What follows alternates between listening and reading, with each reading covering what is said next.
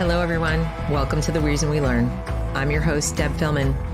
At The Reason We Learn, we aspire to be part of the solution. The purpose of this show is to take a good, honest, potentially painful look at the way kids are being educated. We know we can do better, and this is where we'll talk about how. Let's learn something.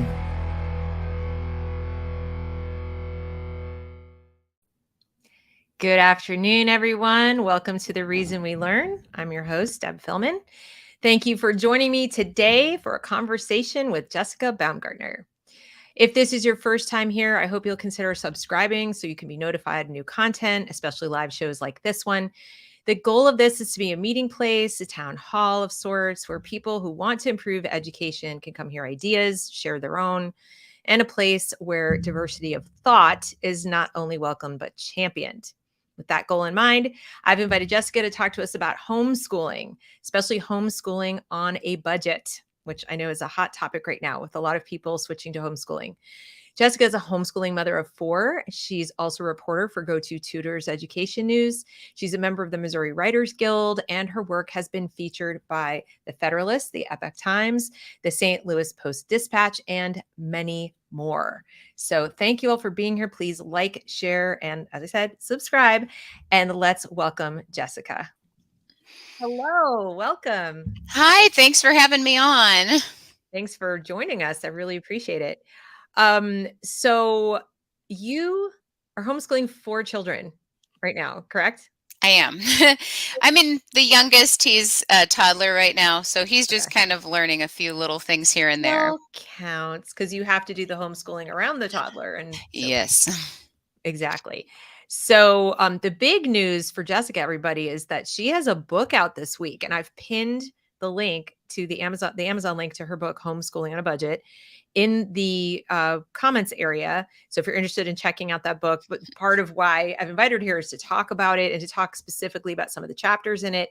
And, as an experienced homeschooler, she knows the score. She knows how you can do it more inexpensively. Did you always know you were going to homeschool? No, absolutely not. I had never actually considered it. And then the school district in the area that my family lived in, it lost accreditation. So we didn't really have any options. There weren't any good charter schools, and there was a lottery system where they were going to allow students to potentially be bussed out. But the commute back and forth was way too long, and there wasn't really any money for private school. So I suddenly was like, okay, what are we going to do? It was almost like a crisis in our life for a few weeks. And then suddenly I was like, well, our eldest was just getting ready to enter preschool. And I was like, well, I can teach her ABCs and 1, 2, 3s and just go from there and see how it goes. So it was definitely not something that we planned. Okay. But I suppose the upside, though, is then that you didn't have any habits to unlearn, you or your kids. Yeah, they have been homeschooled from the very beginning. So it's been a really enriching experience, especially throughout the pandemic. Our lives were virtually unchanged. The children didn't miss out on their lessons. They didn't have all of these drastic changes to experience. And so they've really progressed in their education and just had a great time with it. Yeah, that's great. That's something that people don't think enough about, I think, is how you can order your life around what your children are doing, rather like what you choose, not like around the school and around a bunch of other adults are saying this is when you get to go on vacation. Oh my gosh. And these are the days you can't go to work because we have a teacher work day, and you just decide, when you're working, when you're not working, and all that. So now, do you think that contributes to the ability to do it on a budget? Absolutely. My husband and I both work. And there is this idea that one of you has to be a stay-at-home parent. And I was a stay-at-home parent in the beginning with my older daughters. But then I went through a divorce and I got remarried and I have 2 new kids, or, younger boys. And so we've gone through a lot of changes and just turmoil in our own household. And being able to deal with that in a healthy way and to kind of customize learning around our hectic schedule works really well. I mean, I have multiple writing jobs that I work. So I work about 50, 60 hours a week, and my husband delivery drives on 3 days. He does Friday, Saturday, and Sunday. And so we do a lot of weekend lessons. I love being like the homemaker on the weekends. And then during the week, he is the professor, at 9 a.m. Everybody's sitting in their desks and they're in front of the blackboard and they're ready to learn. So you do have a model at home where you're kind of creating a little school environment, because one of the things I tell people is Yeah, you don't have to create school at home. you don't. But I suppose if it works for you and that's what you like and that flows well for your children, it's not like you can't. It's just you shouldn't feel like constrained, right? Right. It's so free. You can do whatever you want and what works best for your children. Every kid is different. And in our house, we have two introverts and two extroverts. And, my 9-year-old, she's dyslexic like me, and she doesn't sit still very well. So she has a desk, but if she wants to get up and move around, she can. If she's struggling with a math problem, I constantly tell her, get up, do some jumping jacks, turn on a song and dance, get out all of your stress and stop worrying, and then sit back down and do it again. And at this age, it's not really a concern. As they get older, you have to learn how to be able to sit and take instruction. But when you're young, it's so hard to be able to do that. And it's not really great for child development to just be stuck in a structured environment all the time. Right, exactly. And to your point, it also has to follow the child. There are still going to be kids even Yeah. in their teens who are really great at following something structured for a couple of hours and then they got to be moving, right? Yeah. So, and then there are other people who could sit and read in a corner for 8 hours straight. So, and let's face it, people will say, well, but in the real world, I'm like, there is no the real world. There's Yeah. real world situations and there are made up formulaic experiences that won't match anything that a person chooses for him or herself.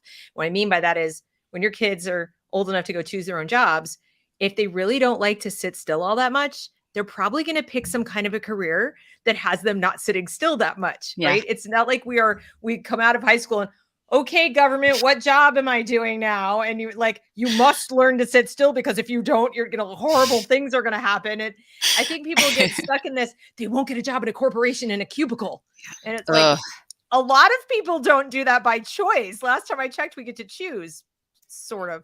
Right. Well, personal choice is such a big part of the education experience. Like if you want to have a well-rounded education and you want to give your children as much opportunity to succeed, you have to give them the freedom to test out different learning styles, different subjects, and different approaches to learning. And that is such a wonderful thing that you can do at home.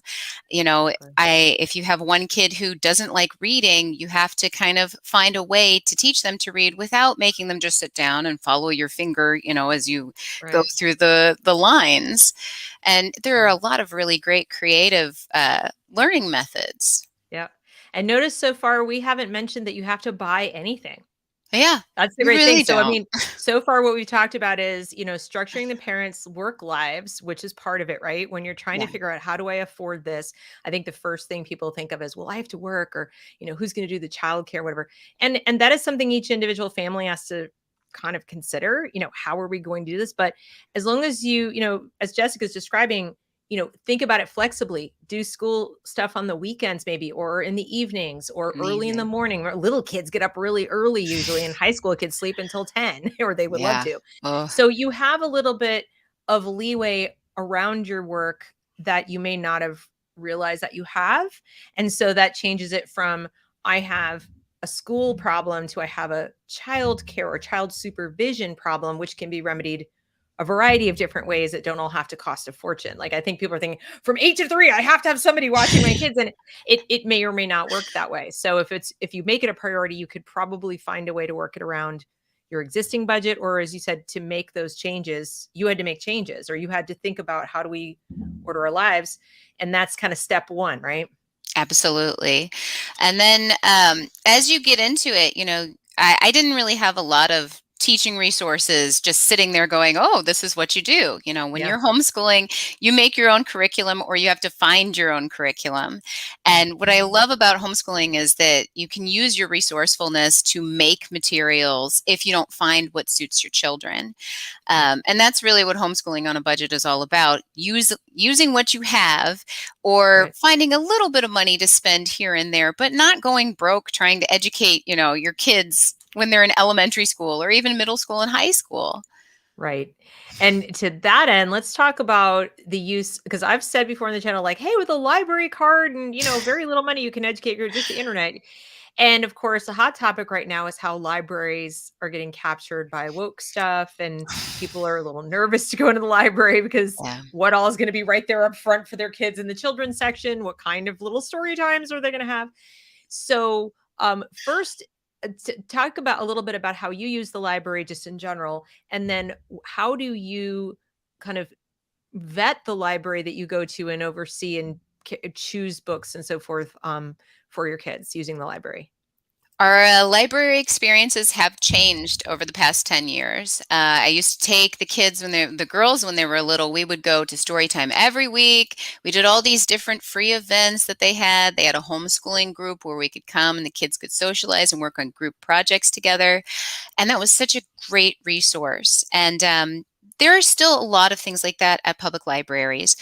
But we did move farther out, and then the library in our area, we went to one story time, and they put on an ebook. They had a projector screen and put on an ebook.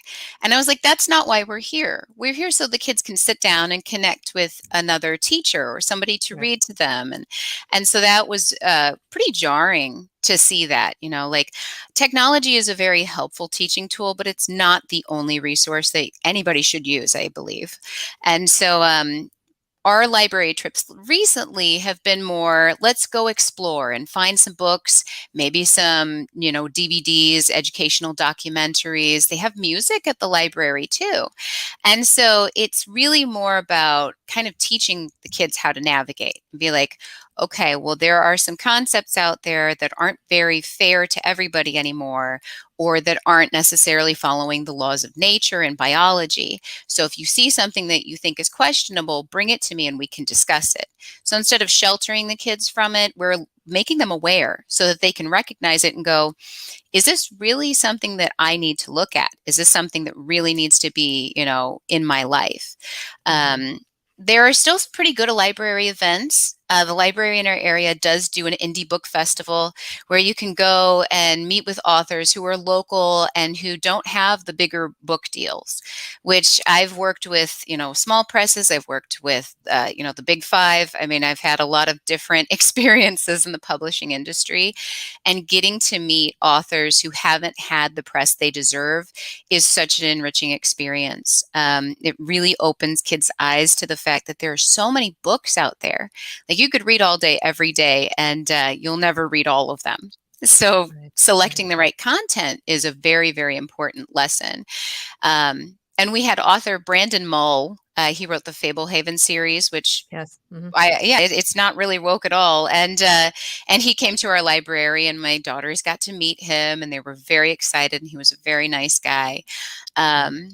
So it's been a learning experience as we go for the whole family, watching how the libraries have changed a bit, but they still do have a lot of free resources that you can use. There's still free internet. And that's something that anybody can utilize. And, the computer isn't just sitting there going, oh, you have to believe in this political ideology to use the computer. You log in and you go to where you feel like going. So I still think it's a wonderful resource. That's great. Yeah, I do too. I mean, I think, as you said, you just have to teach your children how to select the resources. But the Yeah. beauty of it is it is free. And it also teaches them a little bit of personal responsibility because they do have to return the books if they take the books Hmm. out. So they have to care for them and understand that, the concept of borrowing and returning things, and that has its And own value. sharing. Yeah, Yeah. exactly. So when what has been your favorite way? I want to then move on to talking about homeschool groups. Yeah. Because that's another question I get a lot is how do I find one or where do I go to find one? And then so I'll direct them to different places. I'll say start, at Facebook or go to HSLDA and see if they have a Yeah. blanket organization in your state. But the next question I struggle with a little more, which is, okay, but then once I find the group, how do I decide if the group is one I want to be in, and what happens if I join and I don't like it? So they have all these other secondary questions. What do you advise people about joining groups, and how does it help with the budget component of things? I I avoided co-ops for a very long time, and I Okay. feel so guilty for it because we're part of a wonderful co-op out in St. Charles County, just outside of St. Louis now, called Shine. And I had heard about, when we lived in St. Louis, I had heard about SHARE, which is another acronym, and I can't even tell you what it's for, but there are wonderful people there. And I got to interview the founder, Kathy Mullins, and she was just a gem, just sitting down and talking to somebody who's so friendly and so lively and has so much experience and information to impart. I feel like I was so lucky to be able to do that. And it made me feel guilty that I didn't join a group. And she really encouraged me. She's like, Shine is out there. You really should get in contact with them. Um, if you are looking for a group and you haven't found one, internet searches can be daunting. Facebook groups can be limited because there's a lot of censorship and there's a lot of different ideas of what should be taught. Homeschoollife.com, I do believe it is, and I Okay. think it's homeschool-life. They run a lot of the different homeschooling groups' websites. So Share and Shine, their websites are through Homeschool Life. So if you look them up, you should be able to do a search for your area. It is hard to find groups in more rural areas. And so that's something that, if you're interested in a group and there's not one in your area, everybody always says, oh, just start one. And that's kind of a scary concept for a lot of people, especially a Right. lot of moms. We're social, but we don't want to have to be the leader. I don't mind leading. That's me. And that's why I ended up into writing and Yeah. journalism. But connecting with local libraries and contacting them and seeing if you could, start a homeschooling group at your library, or asking if they know of local groups. That's actually something that a lot of people should do, because at least before the pandemic, I know there were a ton of homeschool groups that were operating out of libraries. And hopefully that'll start up again. There was a lot of excessive lockdown procedures going on that I think stunted so many people's learning process. But we've hit a point where, we can move on. It's time to get back to learning and really keep people on track as a whole, as society. My kids, I feel like we weren't really hindered by all of that. But a lot of the homeschooling groups that you'll find are Christian based, which is not a problem for most people. There is that horrible stereotype that Christian fundamentalists are, hiding their kids away and teaching them that only the Bible happened and they don't even know what dinosaurs are. And it's so ridiculous, isn't it? Like, it's the Yeah. worst stereotype ever. I'm a religious minority. My husband's Jewish, and I'm more of a spiritual, like, pagan person. But I still have, a deep respect for all religions and people's ability to use their faith to help their children have good values. Yeah. So when I see Christians, teaching their children at home, I don't see that as a threat, not nearly as threatening as telling, a 3-year-old that they should learn about sexuality. Like, Yeah, you're exactly. 3, you don't even know how to spell your name yet. Like, come on. But Right. I always know it's strange to teach a 6-year-old about pronouns. They don't know what a noun is. They don't can't even do basic Mad Libs yet, like,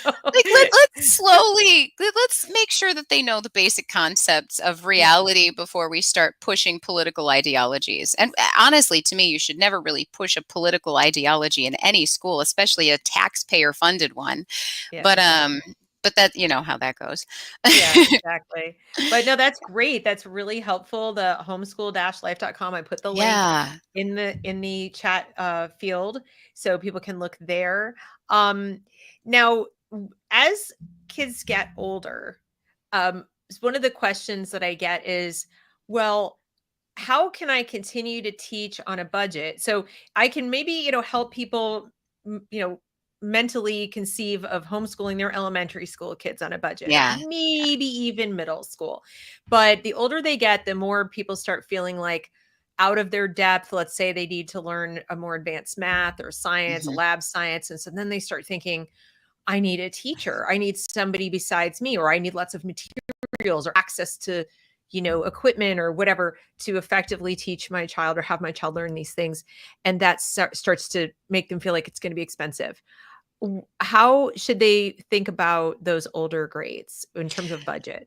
That was very intimidating for me, because when you start out, you're like, oh, well, elementary school is easy, and then you look Right. at middle school, and that's when I started struggling with math, and it took me until I had a really great college professor that I could ace college algebra. But when you get into those higher levels of core classes, it is very intimidating, and you think, oh, I can't do this. But if you graduated high school, you can do it. There's plenty of information out there.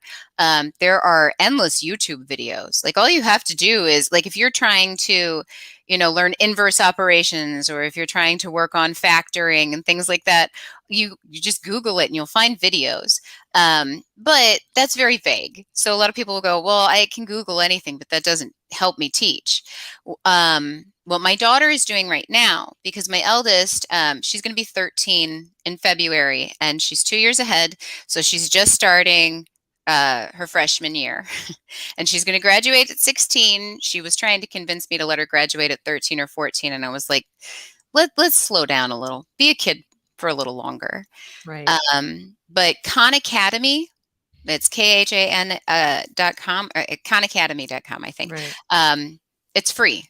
It's a completely free academy, with endless subjects. Yeah. If you click on math, you will get algebra 2 trig, you will get Right. your geometry, and same with science. You get biology, you get physics, you get chemistry, and you can go through any of those and Right. and gain lessons. There are you have to watch it a little bit. There is a little bit of wokeism that I was has going to say poured they've kind in. of started to creep into that. Yeah. Yeah, Mhm. it's not really bad right now. Well, So, especially in math, although I've heard from one math teacher that in the word problems, it's kind of, yeah. that's where, because let's face it, they are more aligned towards the school standards. They're more Mhm. aligned towards the college boards, which Well, is and they're also kind of global. they are, So, and they are global, and I think yeah. even Gates backed.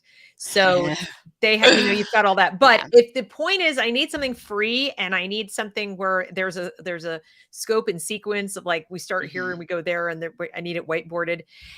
What I would suggest and have suggested to people is you can use it for your scope and sequence and then go Mhm. do your Googling. Yes. So you're like, what's the proper order for, seventh grade math? You Mhm. can go there and then you sort of Google those concepts and you can probably cobble it together for yourself.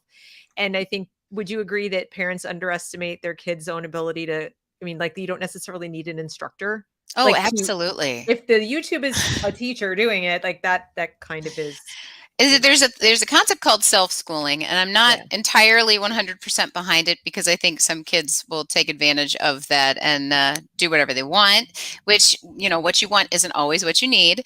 But my daughter, my eldest, she really does just take the reins. I don't have to really instruct her as much as I used to, because she knows what she needs to learn. And Khan Academy, like you said, is more of an outline for us. And Yes. so if she's like, Mom, this math problem is just it's trash, and I'll just be like, well, that's It's she's trash. like, Mom, it's insane. So I'll be like, okay, well, let's look it up. We'll Yeah, Google it. We'll look up a YouTube video. There's so many YouTube videos that there are. teachers are posting, and that's so nice of them. Like, I feel bad because doing education news reporting, there's a lot of pieces about, this abusive teacher, or this teacher is doing this horrible thing, and Yeah, I feel bad because I do have a great respect for teachers who are doing it for the right reasons, trying to right, mold young right, minds and teach critical thinking and help students learn, how to think for themselves. right. Um, Yeah, but So Khan it's, Academy is yeah. a huge one. If you're in middle school, the Spectrum workbooks, they're kind of iffy sometimes, but they're really good for middle school, I think. Yeah. They're pretty affordable. I think you can even get them at like Barnes and Noble. They're like 12 or 13 bucks. But again, the woke stuff is really creeping into everything. So you have to watch it and you have to go through and just kind of make sure you're reading what your Yeah. kids are reading. I've found great old books, like for Yeah. math in particular, in like thrift stores, used bookstores. I've Yeah. gone back and found things because I mean, does math really change? It's like, so Not if for the you, better. well, what I'm saying is, I mean, even when my daughter took a math class through an online provider called High School Math Live, they Mhm. had us using a textbook for pre-calc that was at least 10 years old. So Wow. you had to go find it used, but it was Yeah. pretty easy. They picked it because it was pretty easy to find, but it was the addition of that book that was sufficiently old that it hadn't been like new mathed to death. And Yeah. so that's why they picked it. So it was really cheap, even though it was like a textbook. It was like an actual math textbook. And then of course the teacher picked what needed to be done because there was a teacher. But you as a parent can do something similar. You can try to find, what are some good older textbooks that just are textbooks. It's like Yeah. just the math. Same with used curriculum, right? Mhm. There are online consignment stores for that too. So I think as the kids get older, that's another recommendation. Um, Absolutely. what about jobs and planning? Like for those older kids, like at what point do you think the budgetary question starts to go into like how much is your child providing for themselves, like they're spending money and they're things like that, so that if Yeah. you have taken a cut in terms of work hours, for example, to educate your own kids, and you don't have a ton of money saved for college, and you don't have a ton of money to be giving them an allowance or buy them a car, all these Right. things, because you're like, I chose to homeschool and give my child a wonderful education and childhood, but It comes with sacrifices. Yeah, it does. right. Yeah, So what's your take on that? my first job, I got my first job when I was 15, and I felt like that was a really good age to start learning about, making your own money and spending it wisely and opening a savings account and being able to balance a checkbook. And I kind of fly by the seat of my pants when it comes to certain concepts, or I involve the children a lot. My husband and I, we involve the children in their education. We ask them, do you want to keep homeschooling? What do you think we're doing right? Is there something you're interested in that you'd like to do? um, I base a lot of what we're going to do off of what my eldest is planning right now. So a lot of kids, they know what they want to do right away, and then it changes or they stick with it. And so you have to update things. But even if so you can get a worker's permit, and I touch on this in the book, for your children, usually around 14 or 15, if they're interested in it. If they have no interest in that kind of work, I always recommend volunteer work first. It's a big part of our family to give back to the community, just because I struggled when I was a kid. My family struggled when I was a kid, and I struggled in early adulthood. I was kind of thrust out there really fast. So being able to teach children to show up somewhere on time and do the work, just because you care, is an important aspect. I think that it's something that a lot of people in our society are kind of lacking. We have progressive movements of people who believe in socialism because they don't understand the concept of donating yourself, or doing the volunteer work yourself. You don't have to have the government take the money from you and then take something off the top and then give it to people in need. You can actually go directly and help people in need without, paying the government to do it. But once kids get a good concept of that, I'm a big proponent of, at home stuff like lemonade stands when they're younger. And we started doing a lemonade stand, I think, when my eldest was 5. Mhm. And that is a really fun activity for kids. They make their own posters, and they color them, and they're standing out there, trying to pull cars in, and it shows them, when you're providing a service, people will respond. You have to be positive and you have to be nice. So Mhm. I think that's a process. Jobs and getting out into experience, that's something that is a long process that you don't have to start at a young age, but you don't want to wait too late, because then you have children who have no work ethic, or they don't understand why it's important, or maybe they don't Mhm. value it to the degree that some people do. And I really value hard work. So I think around 14 or 15, it's okay, to get them a worker's permit and be like, okay, do you want to go work at this ice cream shop? To me, I think it's important for everybody's first job to be in food, because it's one of the hardest jobs out there, but one of the least paying.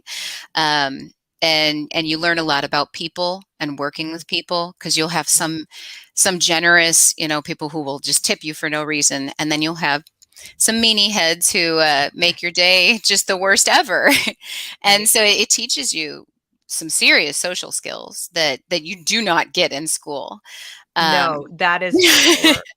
And it also Right. teaches them, I think there's nothing like a job for a teenager to get them in touch with themselves. Yeah, Like, what absolutely. kind of person do I wanna be? What do I like? What do I dislike about, other people and environments? Like, when we think about working for a living, the one thing we often think about the activity that we're gonna do, but we don't often think about the environment in which we're gonna do it and the other people who'll be around us. Yeah. And that is so important to realize, even if you're not gonna be in that kind of environment again, you start to connect with, I wanna make sure I work around people who fill in the blank, whatever Yeah. that is. And that's a lesson that can be really hard to learn. I mean, I went, college, grad school, teaching, private sector, all that kind of stuff, and I Oh, was yeah. never really happy.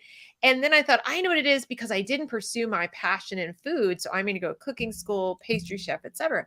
And I loved the work, absolutely, in a way that I never loved the work before, right? So I love the activities I was doing. I even really liked, kind of the environment, the people. Mhm. I love the pace and all that.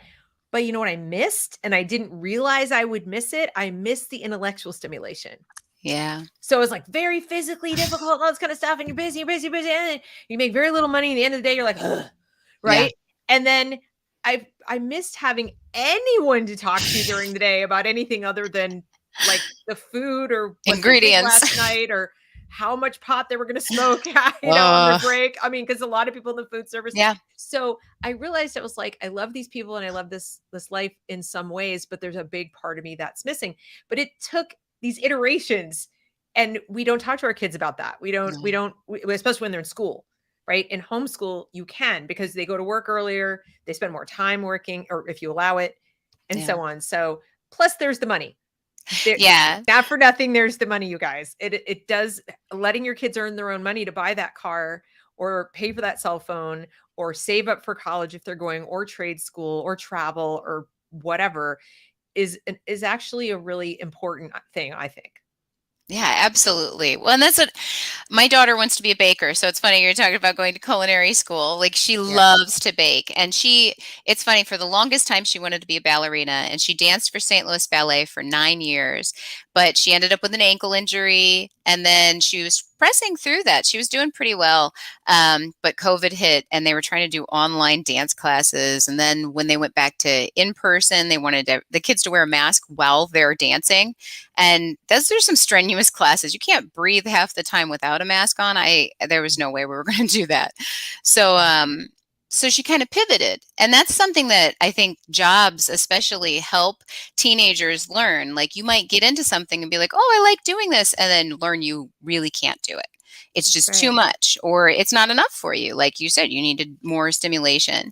And so giving them those opportunities to kind of test things out and see Yeah. who they are. I'm also really big on, I know apprenticeships are kind of outdated now, but you can do shadowing if you contact local businesses. I had my daughter do this a couple of weeks ago, and she's kind of shy. But I had her call a bakery and just ask them questions, like, Right. how do you do this, or do you enjoy doing that? One of her questions that she came up with was, do you have to do geometry? Because she hates geometry.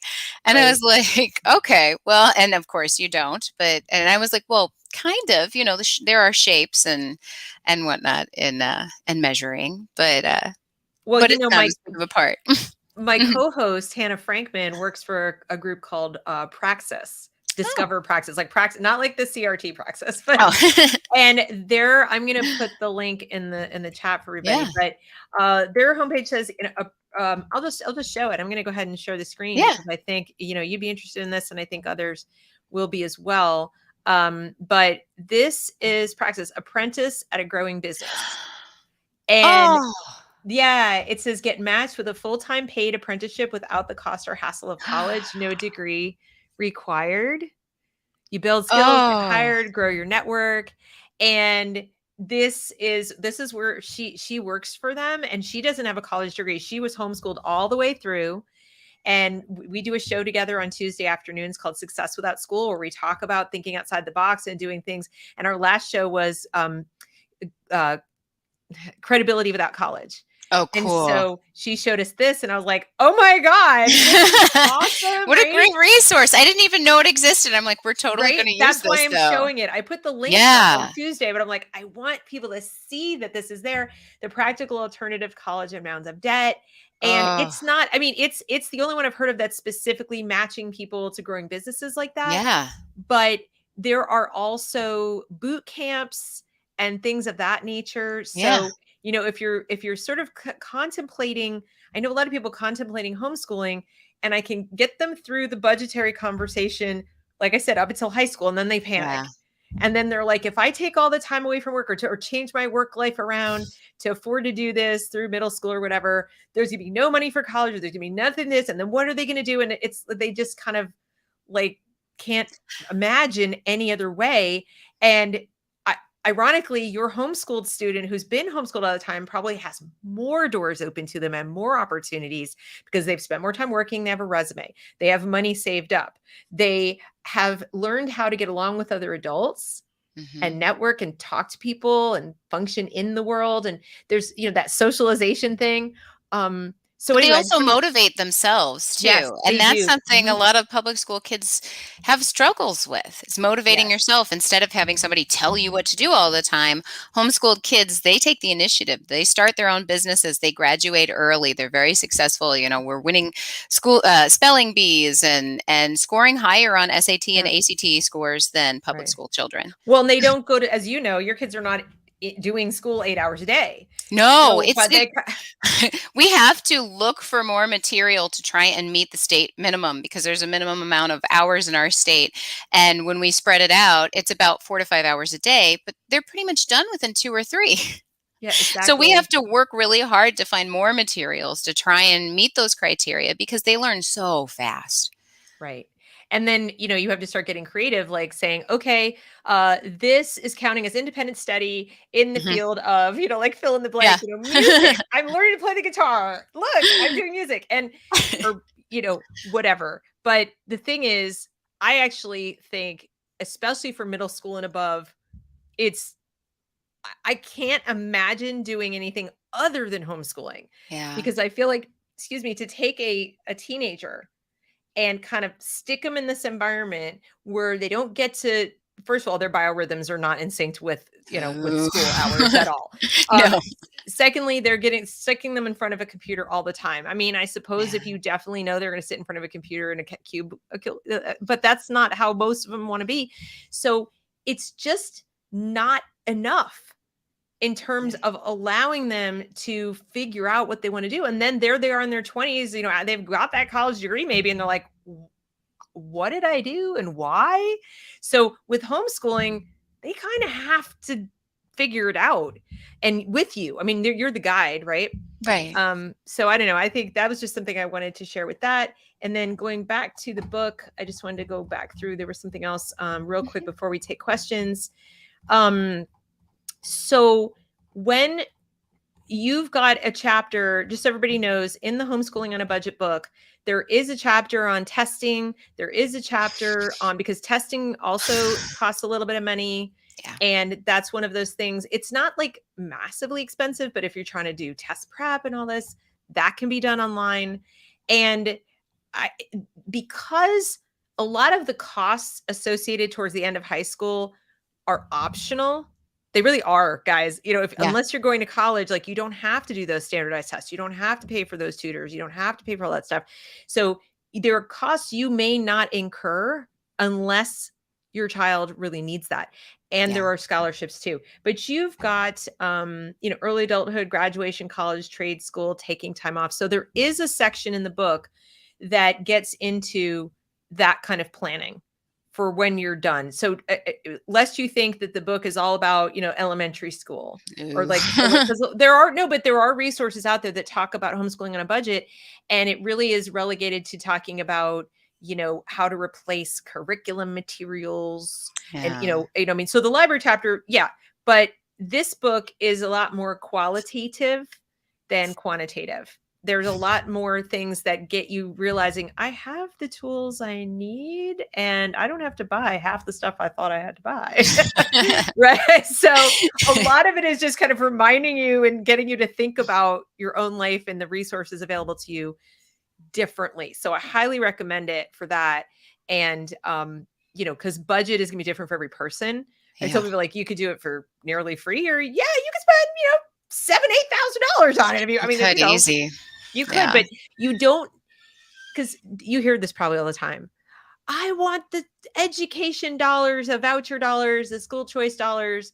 And I'm not the favorite person of the school choice people right now because I've been saying, be careful what you wish for, because they're already making you log your hours and this stuff. And people say, well, then don't take the money. Don't take the money. And you're like, yes, but what happens is a lot of new homeschoolers will take the money, or new private schoolers will take it. And they'll say, it's just easier to administer if we just send you the check, or if we just deposit it in an account for you. Like they sent us those stimulus checks. You're like, what? I didn't ask for this. What? But I got to pay. I didn't want to take it back. Yeah, right. They're like, it's your money. I'm like, yeah, not really. It's on loan. It is our money. It's our debt, is what it is. Here, have some more debt. Like nobody wants that. Oh, and by the way, since we're sending it to everyone, we now have to have you fill out this little form and make sure you register and send us the documents and all these. Yeah. It's so more control. I'm trying to remind people that, homeschooling is not private schooling. You could make it that way if you wanted to go put your kid in a private online school. My kids are in a situation like that, but you don't, that's not what it has to be. It could be very inexpensive. You don't need all those dollars back. Is it a pain that they took them from you? Yes. Do I consider it theft? Yes. Separate conversation. Yeah. I would love to receive a tax break, since my kids aren't utilizing the public education system, and the public education system is not listening to parents, the taxpayers who actually fund them. But I know that there are certain limitations to reality and what's going to happen. And it might just take time, if enough parents are homeschooling and lobby for it, maybe there's a time where we will get a tax break. Well, and I think people are thinking, well, if they send me that money, that replaces the income I would have earned if I went to a job. No, it won't, because it would that it were. But I'd like to think you made more than $5,000 to $7,000 a year. Yeah. Some people don't. Some people, and if you did, let me suggest to you that there are probably ways you could work from home and replace that income. Yeah. If it's the annual, like if you're talking about annual, and then they'll say, well, I'll get that per kid. And I'm like, okay, you still wouldn't need to spend that per kid. No. And there are costs associated with sending your kid to school too. Remember, there's the school lunches, there's the uniforms, there's the supplies, there's the transportation, there's before school and after school care if you're working full time. So would you agree with me? And this is kind of my last question. We'll do we'll do their questions. But would you agree that a good exercise for people to do when thinking about homeschooling in a budget is sit down and plot out how much having your kids in school is costing you? Well, and then I actually touched on that in the book. Like the average, I think I averaged it out, and it's like $15,000 a kid. And I'm like, most homeschoolers spend between $500 and $1,000. Now that inflation has skyrocketed, it might be $1,500. But if you plan, once you get your tax break, if you get a tax break, you set that money aside, you put it into schooling supplies, and you're set for the year. You probably have extra. And that's really how we do it, and I don't mean like the per pupil expenditure that they spend. I'm talking about what you, the parent, are spending to take yourself to work. So we've got gas, and we've got clothes, and we've got possibly dry cleaning, we've got lunch out, we've got, all that stuff, maybe extra training that you need. Household expenses. Yeah. Household expenses. You've got the clothes for the kids because they can't, spend half their week wearing the same outfit or wearing, They might try. I have boys and they never want to change their clothes. My son wants to live in one shirt. But if they go to school, chances are, they're going to change I clothes or still have to make read them to them. change their shirts, I promise. Yeah. But I sat down and I did that exercise and I was actually shocked to find out that I was spending the same amount, actually more. I was spending a little bit more per child out of my own pocket for Wow. them being in school, once I added up all the costs of everything, than I Yeah. was to homeschool the expensive way. Like, so, I'm not talking like the read the book way. I'm talking Right, about like right. paying for classes and things. Oh my So it's gosh. a worthwhile exercise to be real honest with yourself of like, yes, I go to work and I earn this money. I'm like, and how many miles do you drive? And how much gas are you putting in the car? And what about your own attire to go and just being away from home and all these and how much are you guys eating out dinner because you're too tired to cook when you get home? Oh yeah. That saves Okay. so much money just being home and just making meals yourself. Oh my gosh. Right. So I Yeah. think people don't they don't realize that you're being a family and how you do it around public school or even private school versus homeschool is a lifestyle. It's like the Yeah. different way you educate your child is not just a method of educating your child. It's an entire lifestyle that has cost savings associated with not running your life around the government schedule. And instead, they have you believing that you're leaving all this money on the table and you're losing out and you're missing out. So this FOMA sets in and you're like, ah! And so that's why I suggest sit down and really do it. Get yourself a Yeah. spreadsheet, fill it out. You might be, you might not, but you might If be you're not a surprised. spreadsheet person, I am just a scribble on a piece of paper There, person. do that. Do And that. just be like, how much do I spend on gas a week on average? And then you just Yeah. multiply it and go, oh, that's a lot of money. Right. And it's not that homeschoolers don't drive places. We do. It's just Yeah. not that same slog every day. Oh, and PS, did we talk about the stress of commuting? Okay, another show. But anyway, because stress does weigh on your family. And It we does. know that sitting down to dinner together as a family is a really, really good thing to do. And the families that do it, actually, their kids do better even in school. Hmm. So there's that. Yeah. Now I want to go through, there were some questions. So I want to get back Yay. now. Yeah, exactly. So this was interesting. It says, do you think monkeypox will create an influx of homeschooling? Oh, Gosh, I hope not, because that I have means a lot that of jokes I could tell that are probably inappropriate, but yeah, maybe not because it's a threat, but because of why it might be a threat and what teachers are doing and getting convicted of lately. yeah, well, that, and also I think that if they use monkeypox as an impetus to mask the kids again, although I think they're Oh. covering the wrong, but anyway, I think uh, they, sorry, but I don't think that's gonna Wow. really help. But if they use that as a reason to put all kinds of new restrictions or Yeah, no whatever, more muzzling the kids. Knock it off. It's then bad for their I think there development. might be people who just say, "Uncle, I'm done." Yeah. But specifically because of that, we know that there have been no child cases, to my knowledge, and there've been 0 deaths, so it shouldn't be Nobody's an issue. died in this country of monkeypox, and we know how it's transmitted. I understand there are different ways to transmit it, but we know how it's mostly transmitted. Let's not, Yeah, that's the new don't say gay, right? Like the left yeah, doesn't we're want you to not. say gay. Yeah, exactly. And then somebody has asked me, Susan also asked me how my experience with homeschooling has been. Now, I've had 2 experiences. I homeschooled my children the same way that Jessica has, from like preschool through my eldest went into 3rd grade in the public school when my ex-husband and I divorced.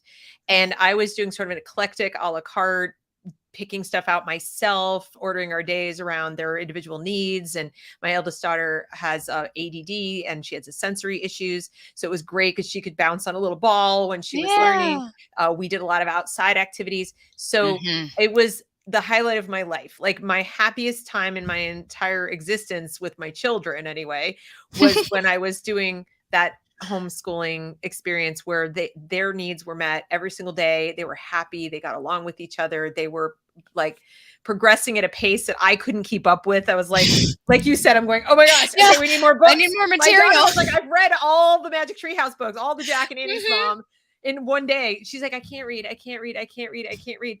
And I was wondering, like, she's 7. Am I doing something wrong? What's going on? And then she comes to me like literally 2 days later, do we have any more of those Jack and Annie books? And I'm like, we had like 40 of them. I bought like a whole set. And I said, no, but Why? She goes, because I finished all those.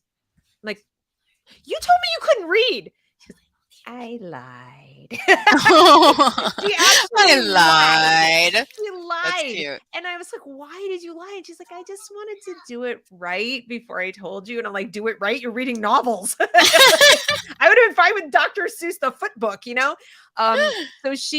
So so it was fabulous and absolutely loved it. Couldn't recommend it more. Then when I had to pull them out kind of one after the other, first one was begging to come out before high school. She was having lots of anxiety and issues, but her dad said no. So she had to wait till after ninth grade. Oh, We did a little mixture of things, online teachers. It was high school at this point. I couldn't teach pre-calc. Her dad yeah. really wanted her to have accredited stuff and wanted her to do like, go to college. So when you're trying to navigate with another person who's not 100% on board, it's challenging. It's not like what Jessica's doing with homeschooling. I am a homeschooling parent because my kids are not enrolled in a school, public or private institution that they physically go to. But it's what I would call sort of a hybrid solution where I did handpick the program. We do handpick the classes. We could a la carte it. They're not requiring me to take 5 classes or anything. So we do kind of pick and choose the teachers and the classes. I get to see the syllabus. All that is choice.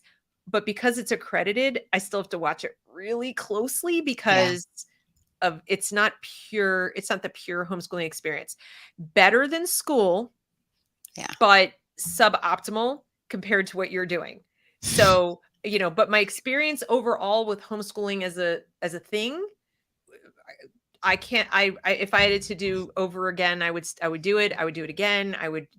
I don't know how. Well, and give yourself some credit. Don't say it's suboptimal. I mean, you have to do what's best for your family, and you have to find the situation that works best. So if that's what you have to do, that's exactly why homeschooling works. Like, you are homeschooling, the children are being educated at home. So you've just found the route that works best in the situation and circumstances you're in. Yeah, I suppose that is one way to look at it. It's just, I feel like, I give so much advice to so many people and they're like, are you doing this? I'm like, I can't. Kind of. Yeah. No. Like, I wish I could do it. But then again, I'm the example of, as you just pointed out, like, you got to do what you can do. And if this is what you can do, then do this. This is still better. I still have a window into what they're doing that you'll never have in a school. You have more parental control. Yeah. Exactly. Now, sadly, though, it's a little more expensive than what you're doing, but it's not beyond reach because it is designed for people like me. So you can do like monthly payments. It's not like a big tuition bill. It's not like private school at all. So in that respect, it's better. Does anyone else have any questions for Jessica about any of this or her book? Again, the book link is pinned to the chat section.